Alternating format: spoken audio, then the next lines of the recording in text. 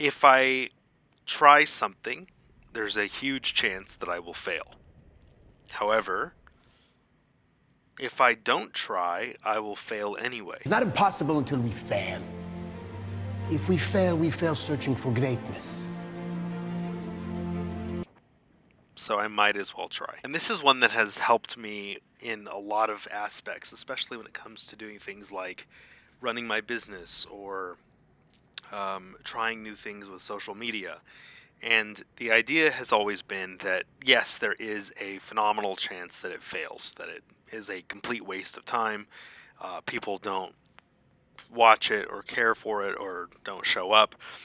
And in the end, you have lost basically nothing because that unexplored path, the path less taken, will always be there. If you are only looking for sure things, you're essentially going to live your entire life by the Pareto principle.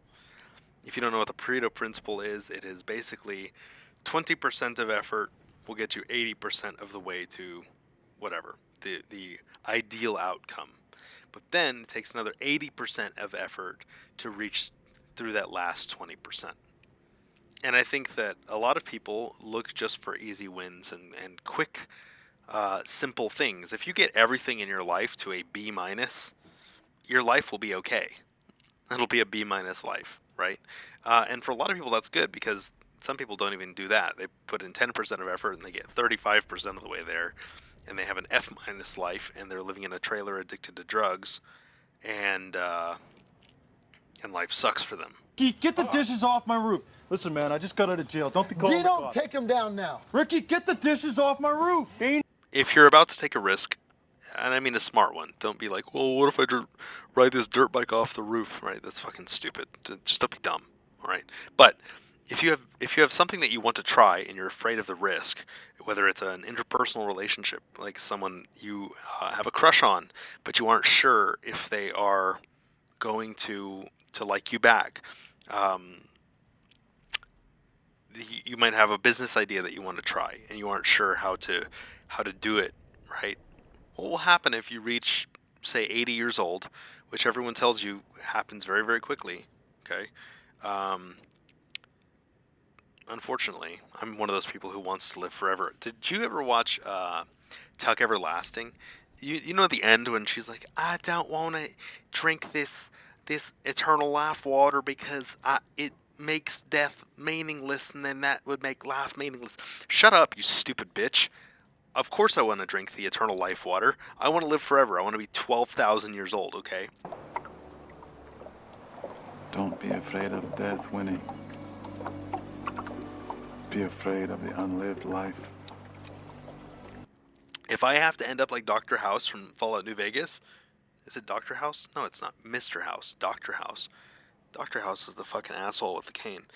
If I have to end up like Mr. House from New Vegas in some kind of cryogenic chamber, or like the Emperor from what is it, Warhammer 40k? If I end up like that, I will still be happy. Okay, the whole experience of being alive is fantastic to me. Whether it is anything that I'm doing, right now or not. But all that aside, fuck Tuck Everlasting. I always hate that bullshit. Here's the thing. Here, let me go off on a controversial tangent here for a second. I think that the elites are getting really close to unlocking eternal life with CRISPR, with gene editing, things like this, okay? And what I think is they are releasing videos and movies and shit about how eternal life is terrible and that it ruins life for everyone else, and that living forever is no type of life at all, right? They're doing that so you won't fucking want it, because if they unlock eternal life, essentially like a biological oddity, not even eternal, what if it's 500, 600 years, okay? Of course Elon Musk is going to want to live 500 years. He's not going to be out telling everybody else that, oh, I'm just going to go ahead and die at 80 because otherwise life is meaningless. No, fuck no. No, he's going to be out there. That guy's going to be a shriveled up walnut. He's going to look like SpongeBob's grandma living for fucking ever, okay, in a wheelchair. He's going to look like Stephen Hawking's if he was freeze-dried. Of course he's going to do that. But he's going to tell you, the poor, the bridge builder, the gutter sweeper, the toilet fixer. He's gonna tell you that life is meaningless if you don't die at 80. You know why? He wants you to fucking churn over. Anyway, fuck that shit. If you get the chance to live forever, fucking do it. Okay? I would. If in fact, if you're a vampire and you're watching this, come bite me, because I'm ready to like freeze time right here and keep going. Anyway, um, where was I? So here's the deal.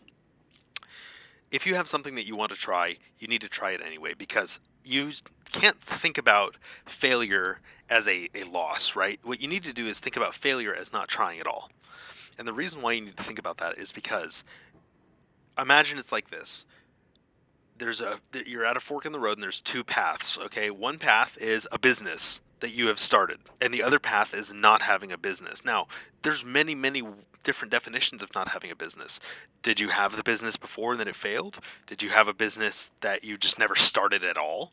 Either way, you have the same net result of not having a fucking business, right? Right. So, one path is having the business, and the other path is not having the business.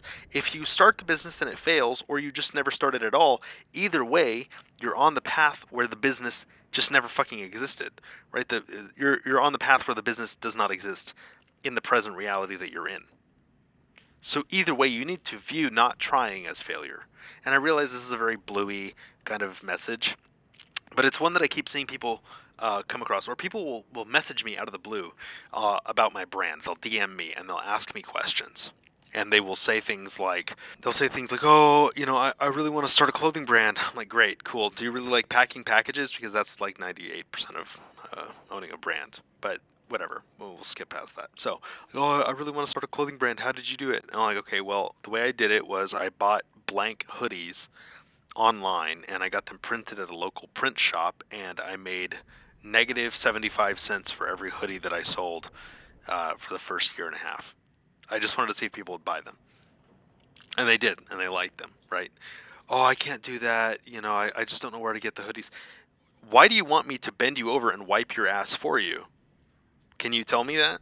Like, what frustrates me is people coming to me and asking for advice, and I give them my genuine advice, and what they do is they give me then a bunch of excuses why my advice won't work. Then why did you fucking ask me, dumb shit? Don't ask me this.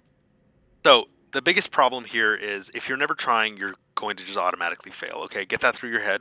If you adopt this principle that if you just never try, you will always fail, and then try everything.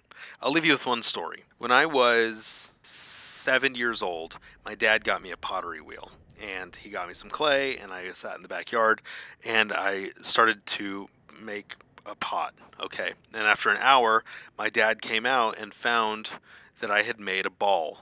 And I knew that a ball was like the starting point of a pot, right? But I was too fucking scared to put my thumbs into the ball and make a bowl because I was afraid that the the bowl would suck. But here's the deal. So my dad got like kind of frustrated. This was a very good learning opportunity for me. He put his thumbs into the thing and he made a shitty bowl, right? And I was like, no, my ball. And he's like, what's the point? Well, you're not making a clay ball. Anyone can make a clay ball. Not everyone can make a bowl, okay? So take the lump of clay that is your life right now and stop trying to make the perfect little fucking slick clay ball and just stuff your fucking thumbs in it and make a bowl. Anyway, thanks for being here.